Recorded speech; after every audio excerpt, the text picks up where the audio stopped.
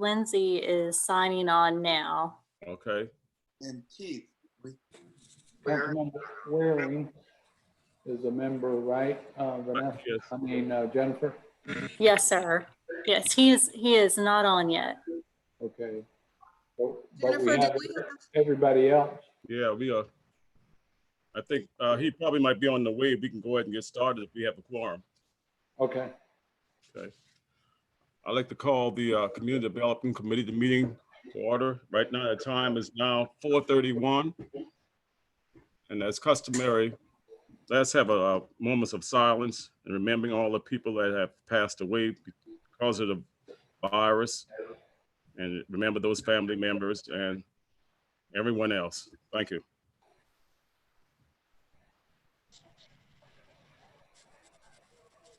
Amen. Amen. So, No. Mr. Chairman, can I share what I thought was a pretty startling statistic regarding those in the Tri-County area, or at least Charleston and Berkeley County, who have died from COVID-19.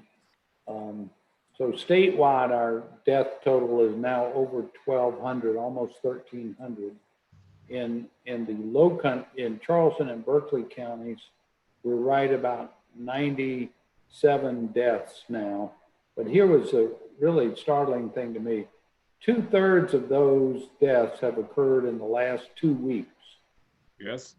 2/3 of our deaths locally have occurred in the last 2 weeks. And I don't know about y'all, but I read the obituaries every morning. Yes. And I don't know if you noticed, but there are more people on the obituary page lately than normal. Yeah. Yeah. It's real. It's real. People are dying. Yeah, we had 2 deaths in our church in the past 2 weeks, tending to it also. Yeah. And it's getting rough and it's very serious, and people are not taking it serious as it is. They're not. I don't know what else we could do, and keep informing them, but we're trying and telling them to adhere to even the ordinance that we have in place and that the governor had, but we are not still taking it serious enough to me. So I don't really know which way to go. I didn't mean to get us off on the right track, but when you prayed for that, I thought I should share that. Yes, and okay, we'll move on into the item number 8. We have approval of the minutes for March 26th, April 13th, and April 30th. May I have a motion, please? so moved. Second. All in favor, vote by saying aye. Aye. Ayes have it.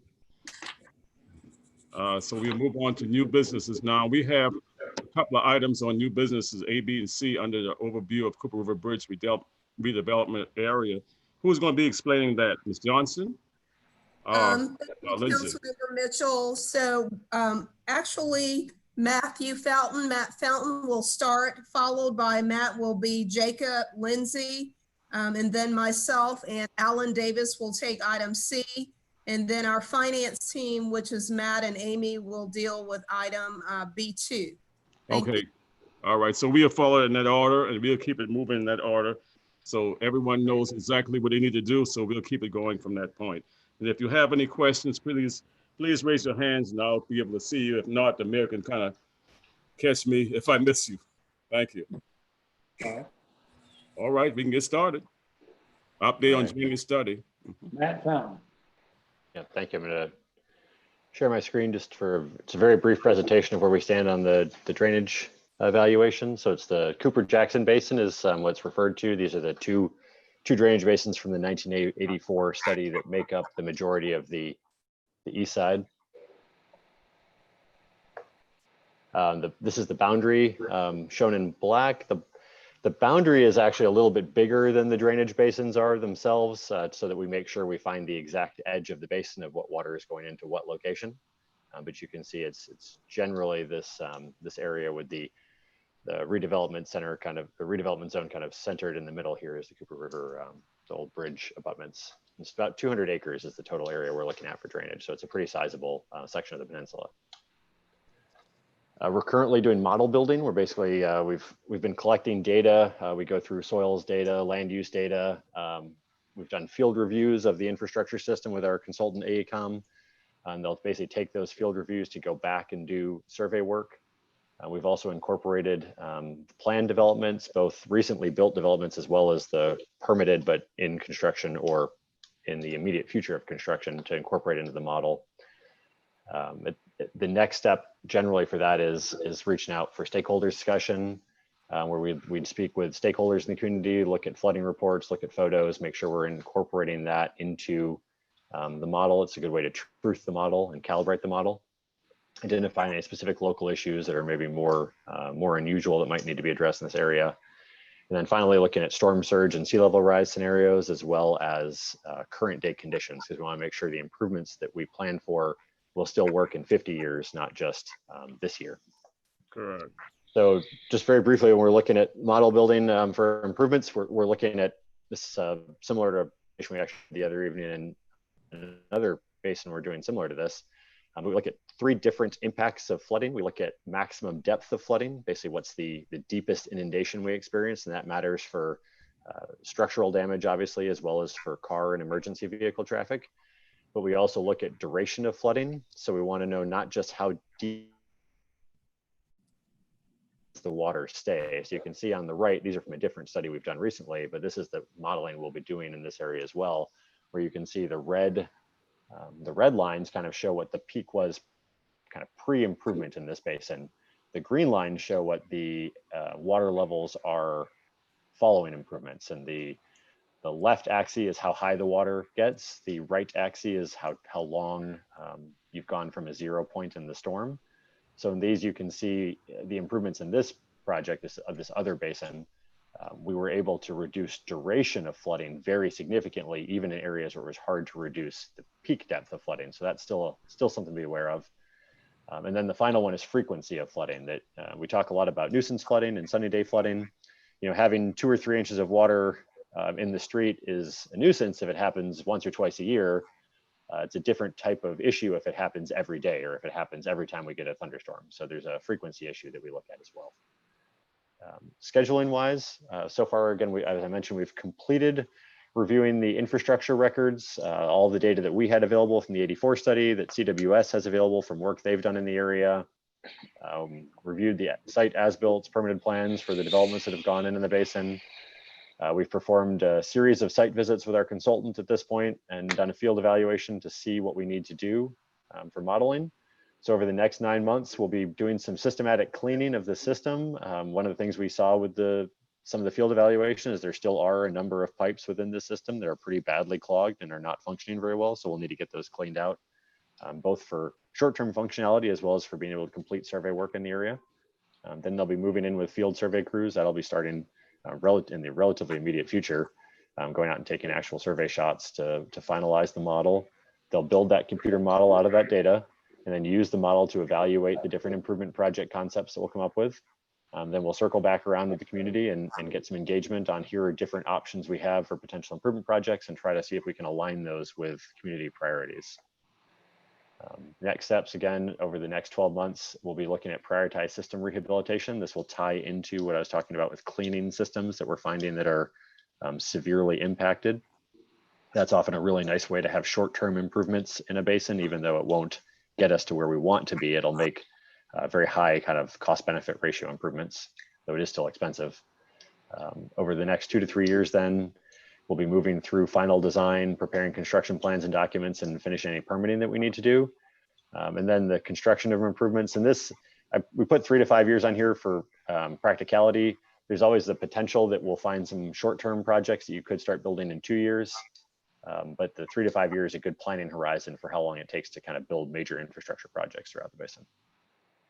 I just do want to mention too that this, with the new stormwater manual, the basin is been identified obviously as a special protection area, an area of known flooding. So the new manual will account for any new developments that come in the area, having to deal with a regional approach to stormwater standards, where they have to assess how those developments will impact the potential for flooding in the community.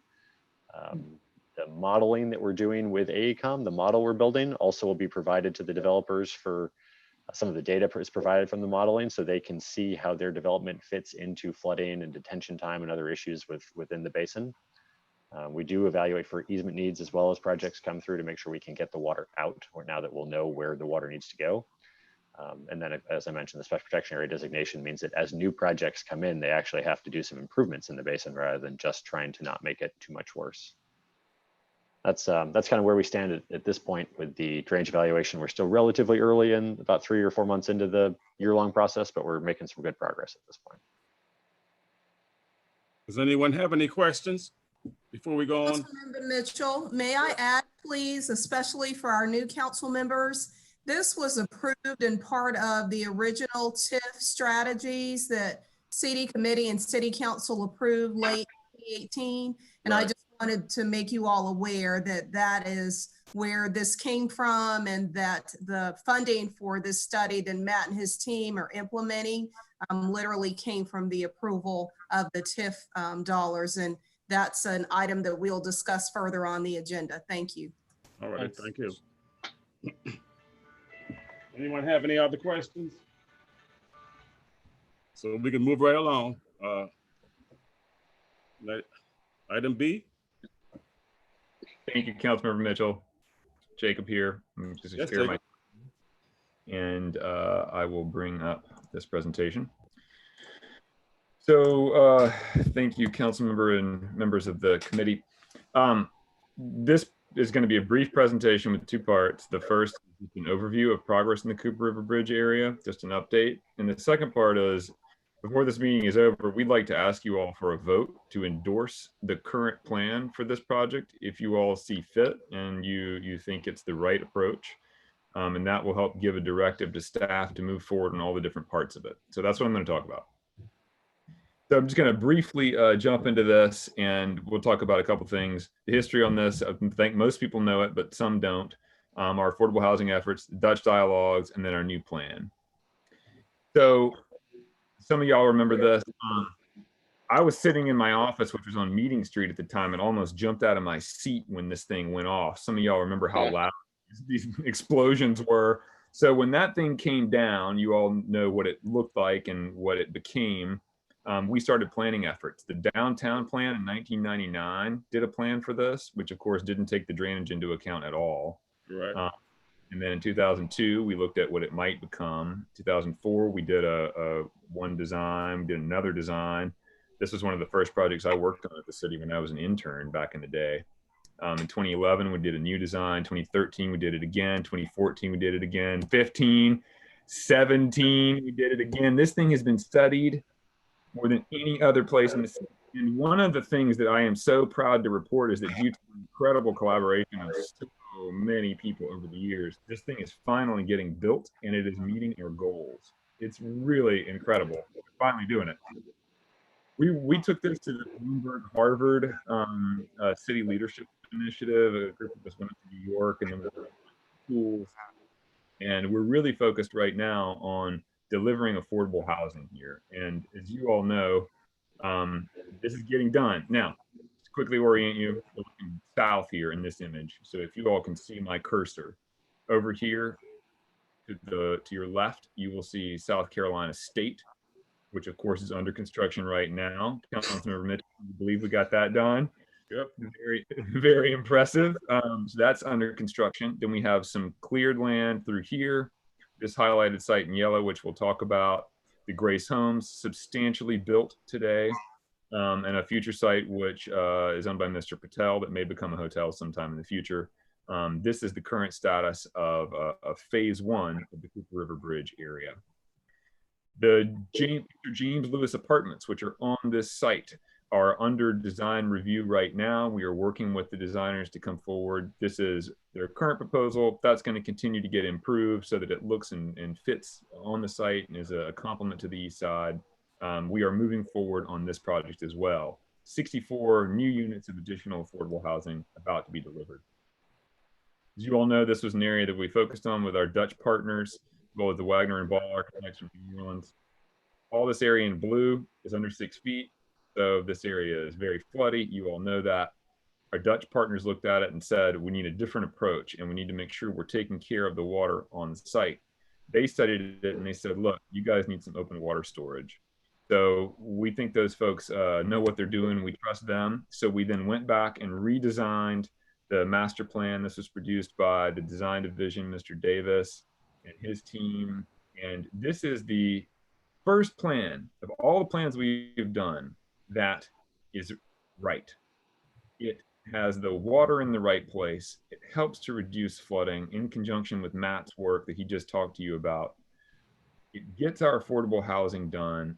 Everything is in the right place for the very first time. And that's why we're going to ask for y'all to look over this and endorse this if you see fit, to give us a vote that can direct us to go and put in all the remaining pieces to this project.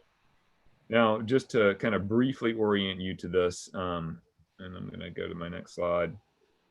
This is a key concept here. Those of you who have been with this project, you know that we set an initial goal of 250 affordable units. This goes back 15 years or more. And we are on track to deliver well more than that in this area, which is phenomenal. If you put together all of these pieces, from the 511 Meeting Street apartments with their 33 units of affordable, the Grace Homes with its 62 units, the future James Lewis Homes with its 64 units, the upcoming projects that we will be working on with the Humanities Foundation, and then phase 3, which will include improvements and hopefully some real upgrades to Cooper River Courts and other properties. We're looking at somewhere probably over 300 units of affordable, which is phenomenal and will exceed the goals that we set 15 years ago when we began this project. Only possible because of your support, your help, the incredible actions of council and so many people that have done this. So can't get much better than that, exceeding our original goals. So maybe just one last thing on this, very important. There are many different properties shown here on this master plan. Some of them are owned by us, others are owned by other people. And we have an opportunity right now related to a land swap that will help us achieve the goals that are drawn here in this master plan, that reduce flooding and help us build more affordable housing. That land swap is up for discussion at the moment. And I'm going to just go to this next slide here, and we are going to zero in right here. Is everybody oriented? Lee Street, Nassau Street, Hanover, Aiken, and Cooper Street. Everybody can see that. And with that, what I'd like to do is introduce Mr. Davis, who Gianna beat up earlier. Alan, if you want to jump on, and Gianna, if you want to add in anything here as well, I'll let Alan kind of introduce this opportunity, and then we can talk about this land swap going forward. Yeah, sure. Thanks, Jacob. One of the biggest parts of this plan is getting the properties positioned where they need to be.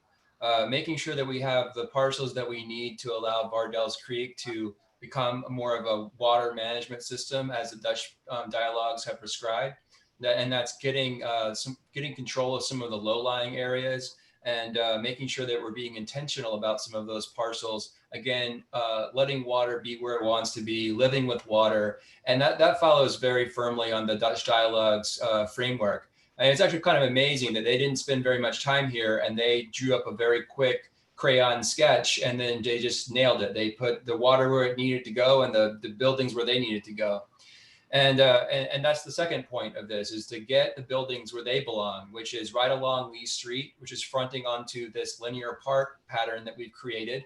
We're implementing that linear park with Grace Homes, and we're implementing that linear park with Lewis Apartments. And that park is also one of the line items in the TIF district that is funded for improvements. So that'll become a more unified system. And South Carolina State is also fronting onto that linear feature. That's generally where the high ground is in these two blocks. And so through whatever communication channels, we learned that Humanities Foundation was interested and in fact had under contract the old church that is at the corner of Cooper and America, and 2 to 3 parcels in the middle of the block.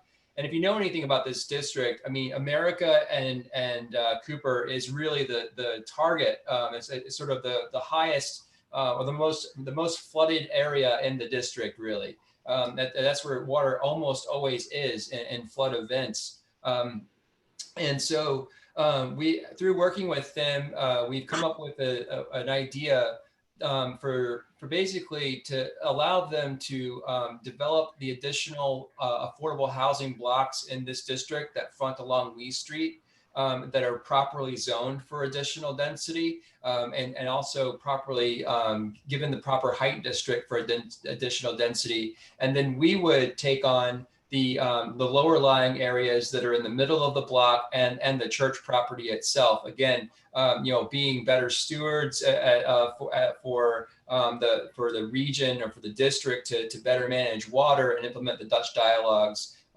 recommendations. So we're getting development out of the low-lying areas and getting it where it wants to be and where we've wanted it to be for some time.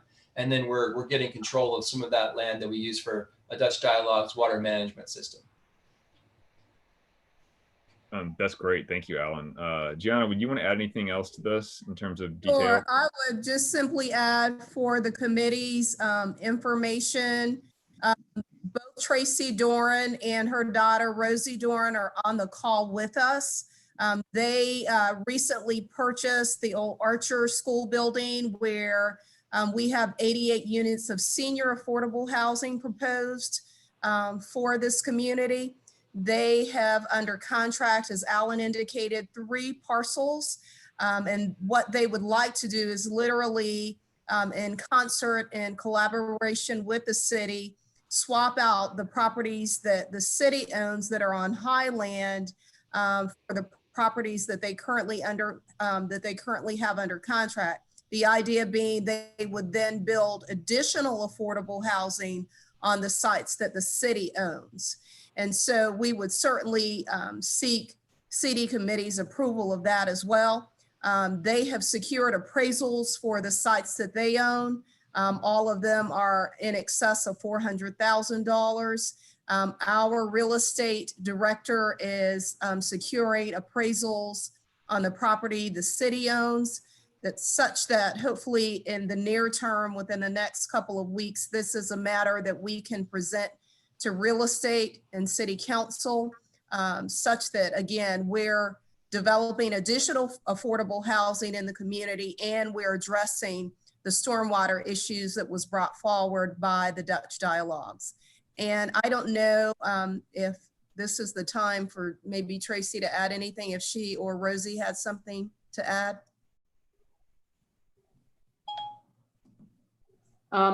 Okay, so Rosie and I are here. Can you see us? Yeah. Yeah. Okay, I couldn't tell. Thank you for having us on this call, and we're really excited about this opportunity. Rosie has been looking at properties in this area for affordable housing and has been working with the church there and the owner of the other parcels. And so it's been a great collaboration with the city staff, and I think it's been fun to look at these and how can we both the city and Humanities Foundation have a win-win with more affordable housing and with more land for drainage. We're looking at potentially, it'll be depending on whether we can build on the red area that is the boot that now has water.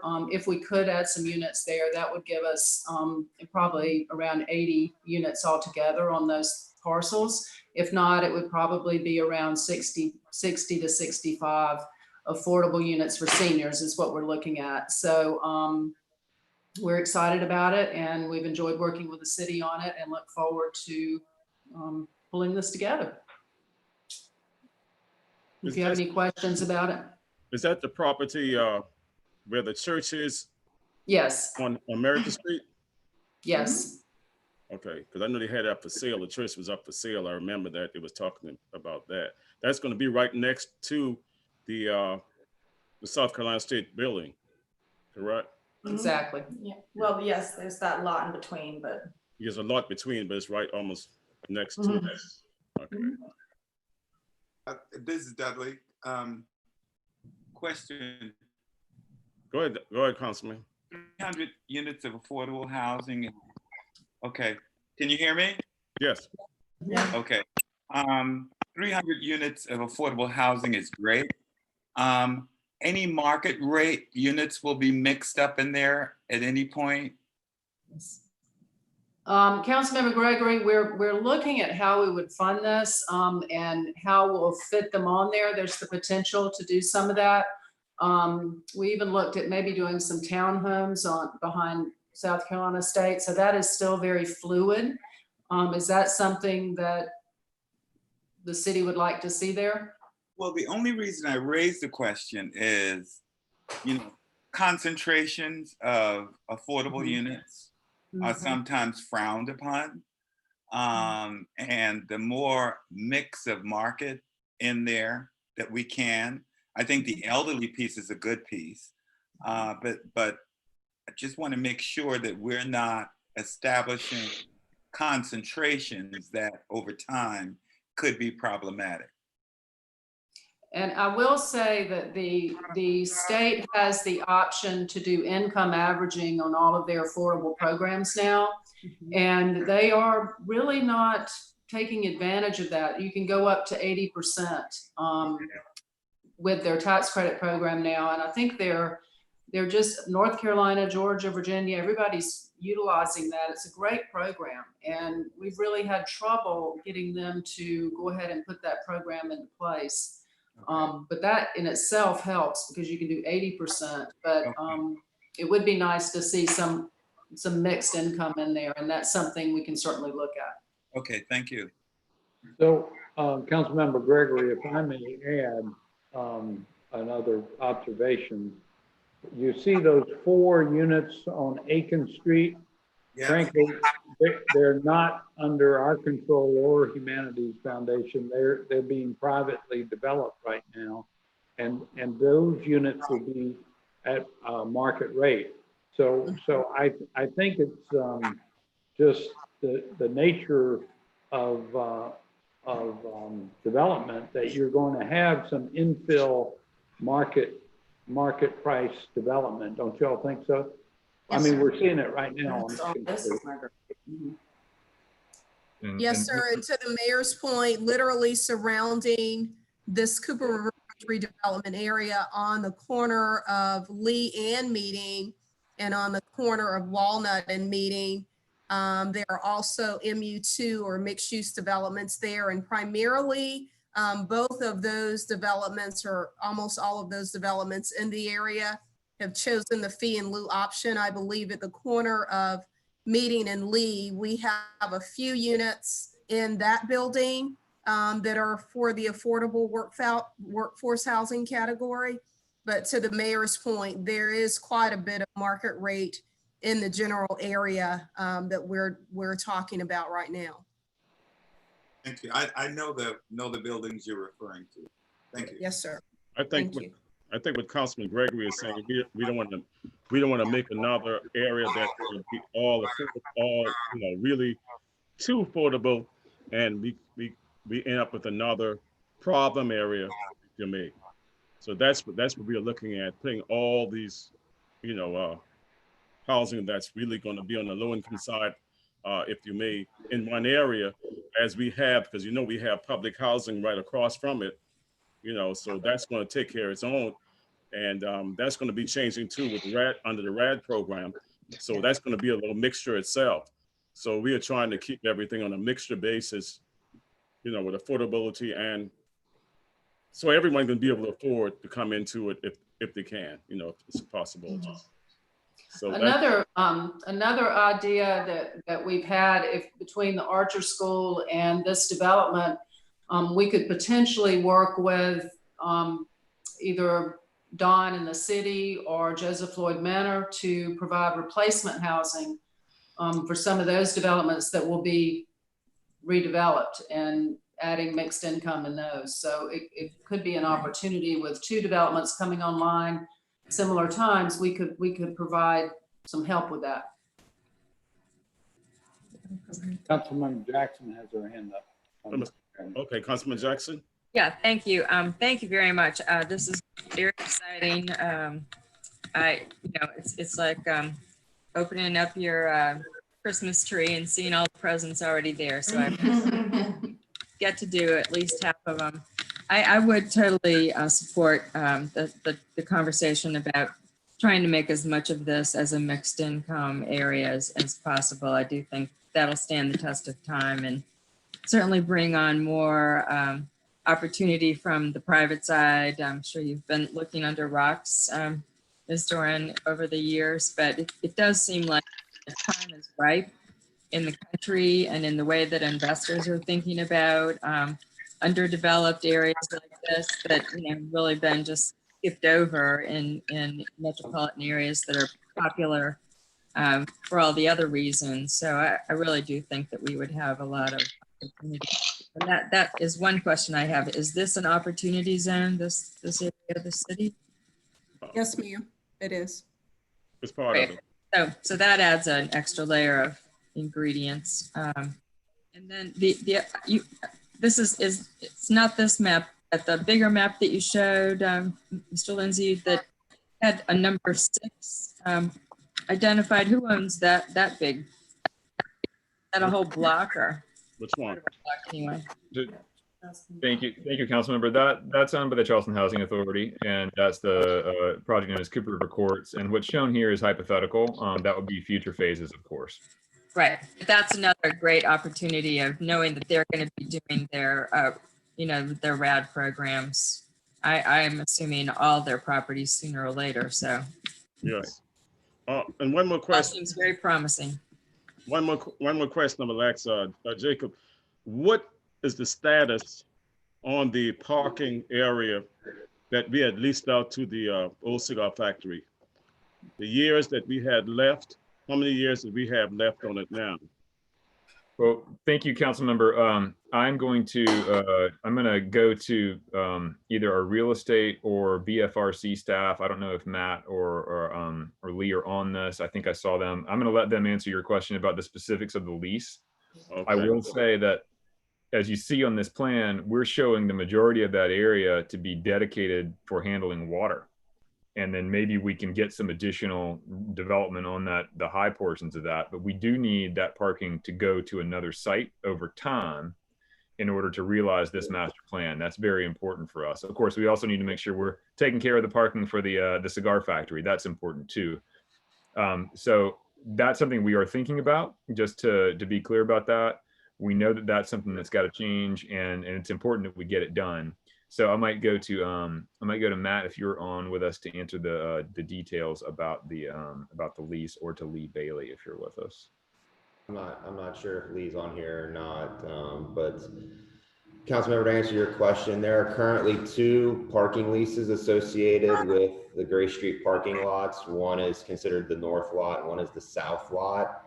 One is currently expired and it's running on a month-to-month continuation lease. The other is still, I believe, has 3 years left remaining on it in total. So, and they are both with ROI Tan, who was the developer of the cigar factory. So it's 2 separate leases with the one developer. So okay. The reason why I asked that, because when it came forth, we were not aware of even the 10-year lease that they had put on it at the time. That was kind of a little smoke screen to me that when I found out about it. And that all those properties, even where the parking lot was, when I brought up a question to try to build a parking garage somewhere right on the corner of Cooper. It was Cooper and Meeting Street, right where we have that little area where people park to go on the bridge, that they could have built a small garage there, because it's not really right in the community. It's on the backside of the community. And that would help them with we would own it, but they would help the parking. The cigar factory would have at least a little parking, and if we'd be able to maintain that particular property back. And that was one of the things that we were talking about way back when, and even with council. And so that they were looking at that, and looking at Trident Tech at the time, that little open area off of Columbus Street, to see if they could get with Tech to try to do some parking garage during that time, but it never came through. So when they told us for the 10 years, I almost jumped out of my seat, because I didn't know it was 10 years lease on that particular property, when we fought so hard to have the DOT, turn those property over to us. But I say it is what it was at the time. So that's why I wanted to ask, because the last thing I heard, it was a 10-year lease, but I didn't know it was 2 different leases on it either. So that's why I wanted to find out, because we want to make sure that we have these properties and designated for what it was planned for. And that's what I want to make sure of that. And that's my dilemma on it, because all this district I represent, and also with even all this development going on, I'm asking that you also get in touch with the East Side Neighborhood Association president to inform them, or inform her, so they can inform the community, because you know we're having this COVID-19 and nobody's having meetings, but inform them what's going on, and just to make them aware. So I don't want them to say that these things was shipped under the rug, you know, if you may, and they didn't know anything about it, and they'll come and jump on me, and I'll get beat up in the community. I don't want that to happen either. So one of those type things, we have to make sure that they are being informed of these things, even if you send them something, a letter or something, and let them know what is going to be transpiring. And Councilmember, all I can really say about the two separate leases as part of the time frame, I can only assume the time frame is probably because, as a cigar factory is being developed, probably a partial opening and needing to meet certain parking needs. And Jacob can probably talk more to the. And my understanding is that 10 years is a minimum requirement needed to meet your parking zoning requirements. Okay, all right. That's correct. And Mr. Chairman, if I may, I'll just try to summarize some of those things, and we can move on. We can move on. We can move on from that. If I can just briefly summarize, and then I'll kick it back to you. This master plan, should you all choose to endorse this, would help to give us or justify our work, really, to do three things. The first is pursue the land swap that you all just reviewed with the Humanities Foundation, which would take these properties where you see the orange buildings here, number 5, and swap those out for the properties where you see the water drawn, right? Where we own those, we own this here, we would swap it with the Humanities Foundation. So that's the first piece that helps us to get the flooding taken care of and get affordable housing. Second thing is that it would allow us to go ahead and start thinking about the future phases where the parking is now, which you were just mentioning, council member, and that may mean working on a parking structure on the Trident Tech site, just taking care of those things so that we tee up the future phase. And then 3, any of the other work that needs to be done here, if we need to initiate rezonings and bring those to council or take other steps to realize this plan, y'all's endorsement of this would help us to achieve that end. So that's the overview, and I'll be quiet at that point. And anyone else have any questions? I think I already talked enough. Anyone have any questions? Yes, I do. Okay, Councilman Gregory. Mine has to do with, are we going to have any commercial mixed into these 300 units? And if so, do we have an idea where they may be and which project? If I'll answer that just very briefly, council member. We've talked about the idea of commercial in the ground levels of the projects that Grace Homes that Don's currently working on, as well as in the James Lewis apartments. And in both cases, at the end of the day, the developer said those are places they're not really on main streets and they might not support ground level retail. We do still have the option to put some ground level retail, I believe, in one of the corner units of the James Lewis apartments. You know, for retail to survive, it kind of wants to be either on Meeting or on East Bay toward the main ends. This is kind of interior to a neighborhood. But with that said, there's nothing stopping that from happening. And if there's a corner, you know, store or a smaller kind of use that might be able to go into a ground level, we're all open to that. And I think there's a place to do it. It's really just a question of would it survive being interior to a neighborhood? It kind of commercial naturally wants to be on the main streets. But there's nothing stopping us from doing that. And if y'all have any good ideas, you could certainly, you know, include that in your vote on the district. Then one final question. Somehow having the tenants connected to jobs that could be created from this development, such as landscaping, you name it. It would be great if somehow we can tie job creation for the current tenants into this project scheme. Noted, council member. Great. And we could talk with Ruth Jordan in my department about potentially linking in some of our procurement to make sure that we were connecting with the right folks, you know. So that would be a great idea if we could employ the folks who live in and around here in this work. Noted. And we can work on that. Thank you. Yeah, okay. So I would just like to ask specifically, what do you want of us today? Do we have to take a vote on this or? Yes, Okay. yes, we have to vote on this today. And I think, if I may add, Mr. Chairman, I think what we're asking to approve is more the concept of where the direction of where we're going. Obviously, we'll have to bring back to real estate committee the details of any proposed land plot that would be based on appraisal values and long-term covenants to each other about the affordability of housing that would be created. And so any of those details, of course, would come back to council in various more specific proposals, but we would like to get a conceptual approval of this direction of providing more affordable housing here, partnering with the Humanities Foundation once again, and to following the advice concepts of the Dutch dialogue to create more spaces for water in order to address the flooding.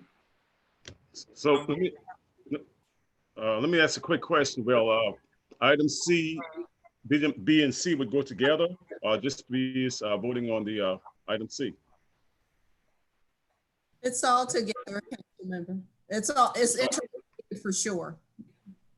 Okay, B and C would be together. That's correct. Because item A would just be for information, right? Correct. Correct? Okay. So, Mr. Chairman, I do make a motion then that we I did earlier. second your We just need a second. Right. We just need a second. I'll second. Okay, it was moved and second that we approve item B and C and forward it on to the various departments they should go to, which is real estate, I think it is. And all in favor, vote by saying aye. Aye. Aye. Aye. Opposes? Nay, ayes have it. So now we'll move on to Mr. next Chairman, item. Yes? I did have one question. Yeah. You know, with this big screen here, with the sharing of the documents, it's hard to see everybody. So my question was, which one is Tracy and which one is Rosie? Oh, okay. I'm going to tell your wife, Mayor. I'm not saying a thing. I'm telling your wife on you, Mayor. I'm showing my age. Y'all remember the Palmolive dishwashing detergent ad of the mom and the daughter? Yes. Maybe you're not old enough, but anyway, you remind me of that. Tracy and Rosie are lovely together. All right. So we'll move right along to the Cooper River Bridge TIF.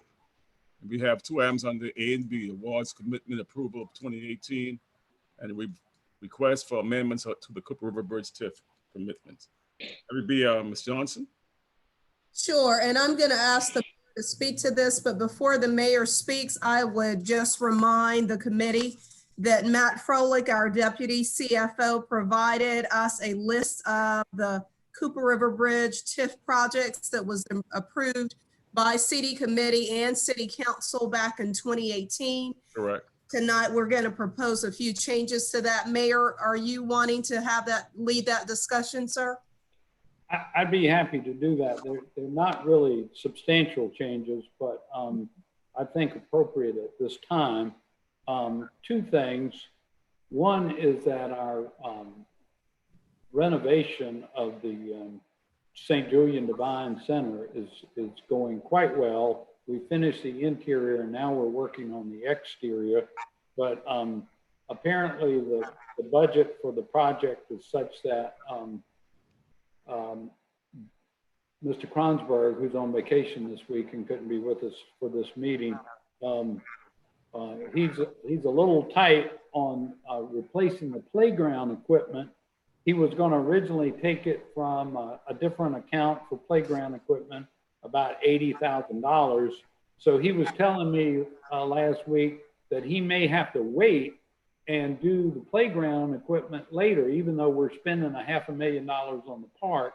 And so I was just thinking of other alternatives, and we had allocated $152,972 for improvements to Hampstead Park Playground, which is technically a little outside of the TIF district, and we might be able to justify that, but we never came up with a project yet for Hampstead Park. And then we have a little bit of a disagreement with the school district, even about the ownership of the park.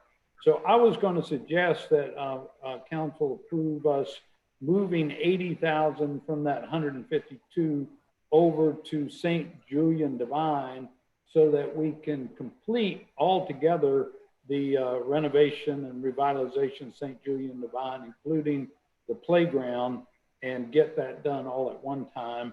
And then when we come back to do Hampstead Square, if we end up being short, we'll look somewhere else for it. So that was one of the items, if you want to consider that first, and then I'll get to the second one. Mr. Mayor? Yes, sir. I don't have a problem with that, but I do know that the community leaders and Councilman Mitchell can attest to it. Definitely want something done with Hempstead Square. So I think that we just have to make sure. Pardon? Absolutely, I agree. Yeah. Okay. Yes. But yes, given want them given to think our that we're not. Yeah, we just have to let them know that we are not stopping with Hampstead Square, and we just moving along with St. Julian Divine, since it's already in process and it's close to being finished, if you may. But we are still dealing with Hampstead Square, and we are still going to be doing some things there, because they were talking about that over and over again with the Hampstead Square. He even wanted me to raise the Philip Simmons statue a little higher. They got some things going over there, so we have to be we just have to be very mindful of how we go about it and what we say. I'll say it that way. I'll be honest with you, council members, that if you look at the sheet, and I'll get to one other request, that the balance right now is $550,000 due to a great savings that we've had in the Brigade Street project, thanks to the good work of Keith Benjamin. I don't know if he's on the line or not, but he ended up partnering with the DOT and saving us something like $300,000 or $400,000. So if you think it's really more politically appropriate, we could just move the 80 from the 550 and leave the 152 for Hampstead Square. That's fine. That works for me, Mayor, because the community really cornered Jason one day to make sure he was committed to doing something with that square. Mm-hmm. Okay. Either way is fine with me, Mayor, but I'm just saying, we just want to make sure that they don't think that we're abandoning that idea. Yeah. Okay, so maybe that probably makes more sense. And, right. We just need to work with the school district and decide upon what is mutually agreeable to us and them, and also to the neighborhood as well, of course. Yeah. That's the little park next to the old Fraser School, right? That's correct. And that's a big controversial item. So that's going to take a while. We're going to have to work on that, because some people want dog parks, some people want this, and people in the area don't want the dog park in front of their house. So it's a big problem with that particular. There's a big problem with that particular piece. You know, so, it's going to be a lot of work. It's going to be a lot of work on that. Right, that's an excellent point. So, yeah, so let's leave that there where it is, and right. we got enough of a balance. So the other request is for the Low Country Low Line, and we had talked at the Recreation Committee about trying to find $150,000 for them this year. And by the way, I got a report from them last Friday. They have remarkably, with the help of Alan Davis and our planning department, made great strides on the design. They're fully engaged right now with the engagement with the communities and the neighborhoods, getting input about the design and the direction. On other news, we got a more favorable environmental report than I expected. We haven't heard back from DHEC yet, but we were pleased that the testing wasn't as bad as we thought it might be. And we've made additional progress with the DOT finally for our lease agreement for their property underneath I-26. We've still got another hurdle to go, but we've really made some progress with them. So all that put together, the low line is really making some fine progress, and I think it's appropriate to help fund them. Most of the low line is in this TIF district, or a good portion of it. And since, as I mentioned, Keith was so capable to help save us, I think $425,000 from the Brigade Street Bikeway project, we have more than enough to do the 150 for the low line and then the 80 for St. Julian Divine. So we would basically, I'm asking if we could allocate 230 out of the 550 that's currently undesignated for those two uses. Mayor. Mr. Chairman, I think Amy Warden has her hand up. Okay, go right ahead, Amy. Hey, I'm sorry. Mayor, we had talked to Jason and the cost of that playground equipment was a little bit higher. So I would allocate 90 for St. Julian Divine playground equipment. Okay. Make that 150 and 90 then. That'd be 240 of the 550. Councilmember Jackson has her hand up. Thank you. I support all of the changes that the mayor's proposing. But talking about the low line just reminded me that I was going to suggest to you and to Ms. Shaw Johnson that we ask to have the complete low line presentation. I sat in on the ULI presentation. It takes an hour, so probably make it much more summary oriented to us. But it really is coming along in terms of a mind-catching opportunity to really serve the community all around the low line. I know everyone's been, rightfully concerned about what it would do to property values and the gentrification aspects of this part of the city, but they've been very thoughtful about that. The variety of stakeholders that are now, working on the vision. Mr. Davis has done an amazing job. So I really do think it would encourage all of us if we could have a presentation from ULI whenever it's appropriate. And that just reminded me as the mayor was talking. Councilmember. Yes, Councilmember Gregory. Yeah, they did show that to the Recreation Committee. Yes. I think maybe earlier this year or sometime last year. And it is an unbelievable presentation. I agree with you. But they've updated it. They've upgraded it, yeah. They've really come along even since then, Councilmember Gregory. Okay, yes. And a large part thanks to Alan Davis sitting here. He's really been guiding them, helping them along. He is good, yes. Yeah, I think it would be great if it could be done again with the changes for council. Yep. We'll be happy to ask him to do that. Okay. Mayor, may I make a recommendation? If you're interested in having the low line folks present back to this committee, it might be better to focus on the community engagement that has been going on and the implementation strategies. Since this committee's already seen Scott Parker's detailed presentation about the design itself. I would agree with that. I think the community have to buy into it, because if not, we'll have more problems, and we don't need that. So because it's going to be right next to these particular communities, and just to make sure that they're buying into it, so we can have a smooth transition on anything that we're doing. I agree 100% with that. Thank you, sir. And one thing I'll add, I just spoke with Megan Mills at the Friends of the Lowline just today. They're going to be continuing community engagement and actually going to start going door to door, even under this pandemic situation, because they really want to be sure that they're hitting as much as they can without relying on folks to come to a website. So they've got more work to do in the next weeks and following weeks and months. They have not stopped doing that, and they'll have a lot more to report. Okay, because as you can see, everything is happening in District 4. Yeah. Move for approval, Mr. Chairman. A second. It was moving second that we approve the new item coming,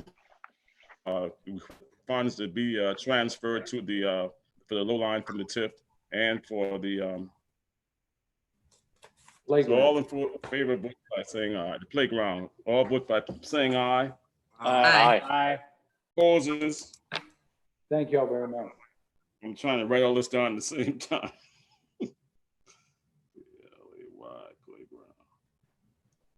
All righty. Now we have an update awareness. Who's going to be doing that, Mr. The Community Development Block Grant, Ms. Johnson? Sure. Thank you, Councilmember Mitchell. Two of my team members, my staff, will provide you all updates both on who was awarded funding from the CDBG dollars for the pandemic COVID 2019, and then an update on those persons that we have sheltered in a local hotel. So Andrea Jones and Christopher Jordan will provide you that information. Thank you. All right. Good afternoon, Mayor and City Council. I will be providing an update to the budget that was approved by City Council on April 28th of this year, where we were awarded $480,628 from the Department of HUD. And within that budget, through an application process, we've awarded 6 organizations CARES Act funding for City of Charleston residents who've been affected by COVID. I'll bring your attention to items 3 through 8 on the budget that was forwarded to you along with the agenda. Charleston Pro Bono Legal Services is one of our partners, our established partners. They will be providing free legal assistance to persons who've been affected by COVID, whether they've had employment or housing issues. They'll be assisting them with those. So we'll be providing administrative assistance. And the other 5 organizations will be providing rental, mortgage, and or utility assistance to residents in the City of Charleston who've been affected by COVID-19. And those organizations are listed on your budget and include the Charleston Trident Urban League, HALOS, or Helping and Lending Outreach Support, the Humanities Foundation, My Sister's House, and Palmetto Community Action Partnership. Altogether, these organizations will be assisting 188 households. And I will also give an update on our HOPWA, or Housing Opportunities for Persons with AIDS grant. We also received a special allocation of CARES Act funding from HUD for that program, where we will be providing a total of $118,886 to our only 2 HOPWA service providers, Roper St. Francis Healthcare's Ryan White program and Palmetto Community Care. Both organizations will equally receive $59,443 to assist 73 households with persons living with HIV needs in their service area. And that's my report. All right. Thank you. So that's an amendment. Do we have to vote on it, Ms. Johnson? No, we're good. Yes, sir. You've already voted. We just wanted to provide an update. Information, yeah. Appreciate it. Thank you. Christopher. Thank you. Thank you, Mitchell and committee members. I am going to give you just a brief update on the CDBG dollars that were reallocated towards responding to the needs of those in our community or unsheltered as related to the pandemic. Initially, a number of those resources went towards the recognition that obviously folks who are unsheltered don't have access to the same resources and protections in order to keep safe in the midst of this trying time. One of our first initiatives was to install hand washing stations in various areas of high traffic throughout our community so that folks, again, who didn't have readily available access to proper facilities would be able to sort of participate in best practice. Those hand washing stations were located in Marion Square, up by 180 Place, and over on America Street, where Our Lady of Mercy Neighborhood House does their community lunches, etc. After that, we took a look towards quarantine and isolation practices, given, as we all know, again, best practice dictates that, again, for those who have been deemed eligible for receiving testing or who have received a positive diagnosis, should be quarantined and or isolated. Again, obviously folks who are unsheltered are unable to do so. So we were really on top of that as a community. It's my understanding that Charleston was actually the first community in the state to put together a plan to address this gap. So the city was able to partner with DHEC and the Stay Express Inn, which is a hotel in North Charleston, in order to utilize that facility as a isolation site.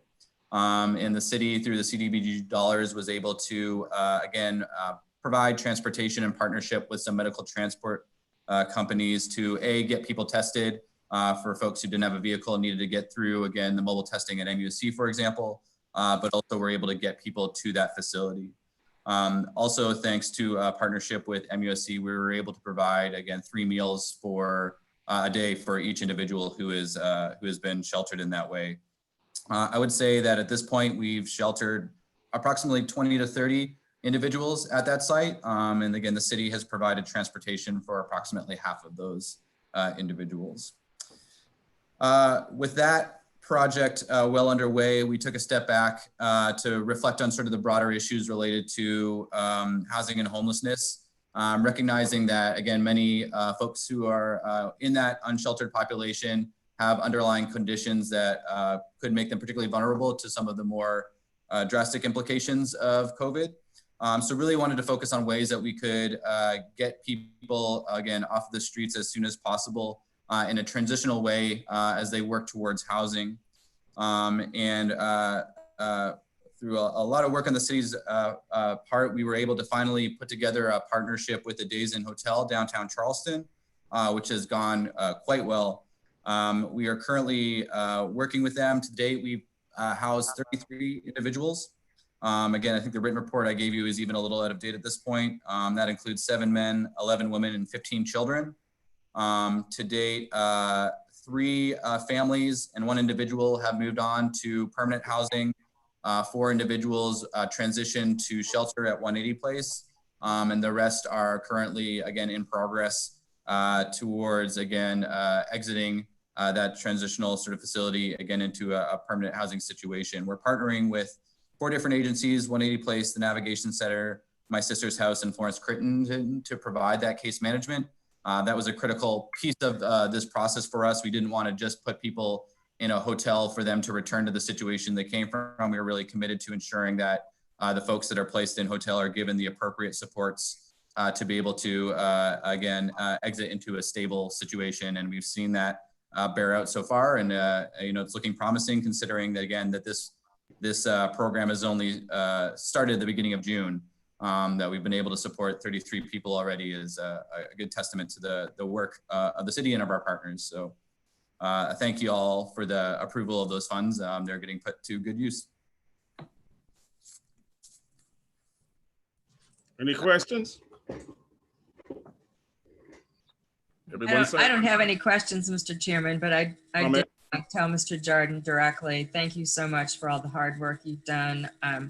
I think your name has never been known in the community to the extent that it is today. And that's just a testament to, what the needs were and how you met them. So thank you very much.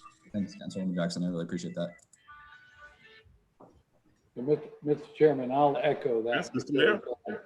It's a remarkable amount of coordination that Chris and the whole team have put together over the last few months to make this happen.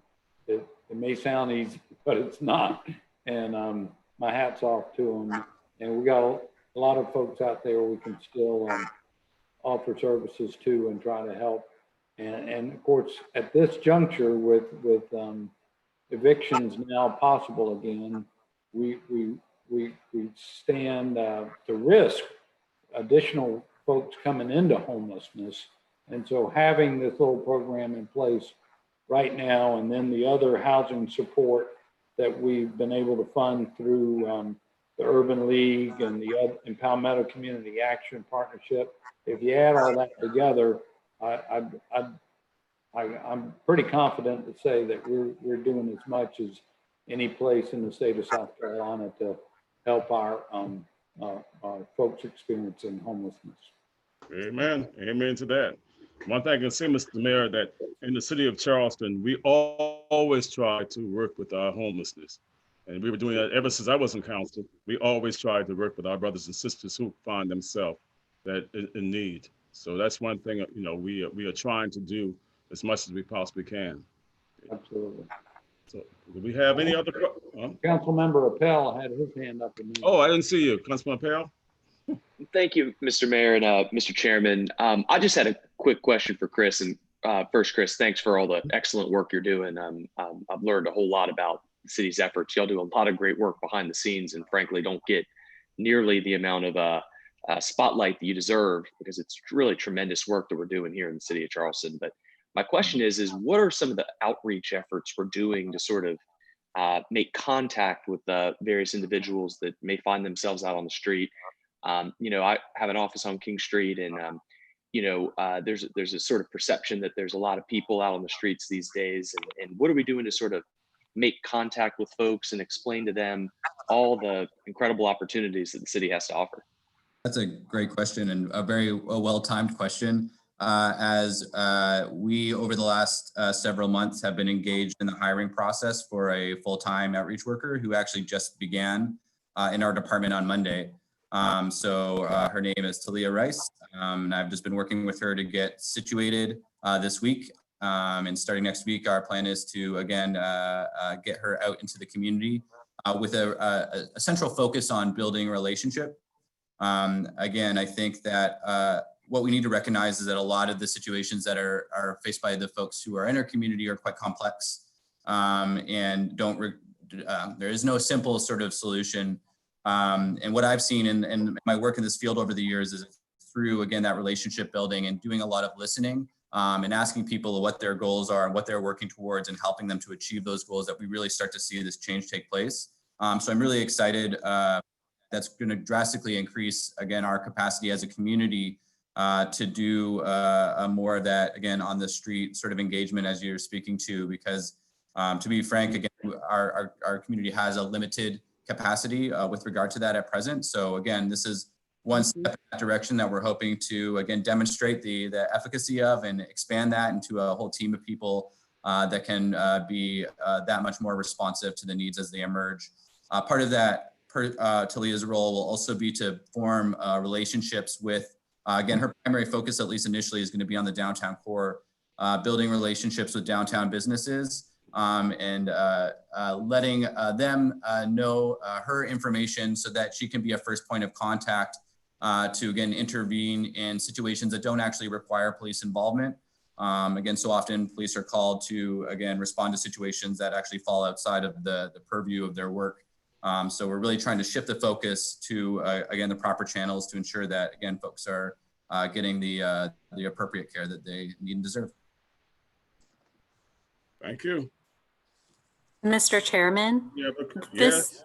This is Jennifer in the clerk's office. Vanessa Ellington just had a question about the vote for section 2. Did that include items A and B? Yes, that's A and B. Okay, thank you. They go together. Thank you. Okay, any other questions or comments? Well, if everything is done, we can make a motion to adjourn. Mr. Mayor? Move we adjourn. All right. I second. Second. Have a good weekend. Everyone have a rest of the afternoon. Go home and rest. Thank Stay you. out of the street. Stay out of the